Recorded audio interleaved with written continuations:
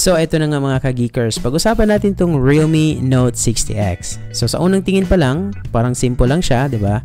Pero kung titignan mo ng maigi, marami siyang ibibigay na value, lalo na sa presyo niya. So unahin natin yung display kasi ito yung agad yung mapapansin mo. So meron siyang 6.74-inch IPS LCD screen na may 90Hz refresh rate. So anong ibig sabihin nito? So ibig sabihin, smooth ang galaw sa screen. Parang walang lag kahit mag-scroll ka buong araw sa Facebook, TikTok o kahit gaming. Tapos sa brightness niya, 560 nits. So hindi ka mahirapan kahit medyo maaraw. Pero yun nga lang, LCD siya. So hindi ganun ka-punchy ang colors compared sa AMOLED. Pero kung hindi ka naman super picky, ayos na rin mga ka-geekers. So ngayon punta tayo sa performance niya. Ang processor niya ay Unisoc T612 octa-core processors. Medyo nasa entry level siya. Pero hindi naman siya low-end na cellphone. Pang everyday use, kayang-kaya niya like mag-chat sa Messenger, video call sa Zoom, or manood ng Netflix. Sa gaming, kaya rin niya na mag-light games like Mobile Legends or Call of Duty Mobile. Pero huwag kang mag-expect ng high graphic setting. Ang RAM niya ay may option ka na 3GB or 4GB depende sa budget mo.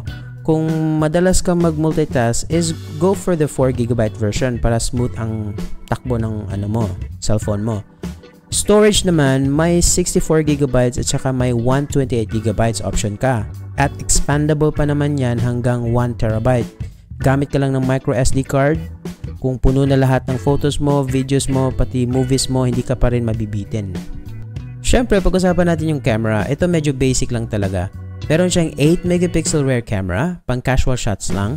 Hindi siya pang Instagram worthy na level, pero kung pang documents ng mga importanteng bagay like mga notes sa schools or simple family photos, goods na rin. May 5MP front camera din siya, sakto lang for video calls or selfies. Hindi siya pang content creator, pero enough na for casual users. Ito naman yung highlight ng mga phone mga ka-geekers, durability. May armor shell protection siya, kaya kahit minsan mahulog mo, hindi agad-agad bibigay.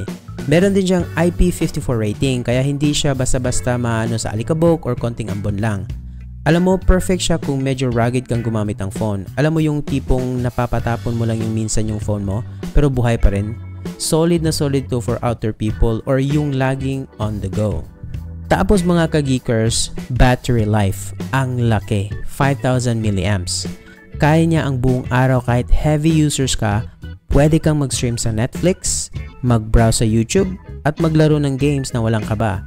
Pero ito lang ha, ang 10W charging niya medyo mabagal. Kung sanay ka sa fast charging, baka medyo mabibiting ka dito, pero kung hindi ka naman nagmamadali, okay na rin. At syempre mga ka-geekers, ang presyo. Ito ang pinaka-winner dito. Sa 3,739 pesos during sales, parang sinabi ng Realme sa'yo na kunin mo na ako. Ang hirap niya i-ignore lalo na kung tight ang budget mo. Perfect siya for students, pang backup phones, or kahit pang everyday na gamit lang. Kung titingnan mo talaga lahat ng features niya, hindi siya flashy pero practical. So, tingin mo, sulit ba siya? Feel mo bang kumuha? Comment mo na yan sa comment section. I hope nag-enjoy kayo sa video na to, and please like, share this video, and subscribe. I'll see you again for the next one. Peace out everybody.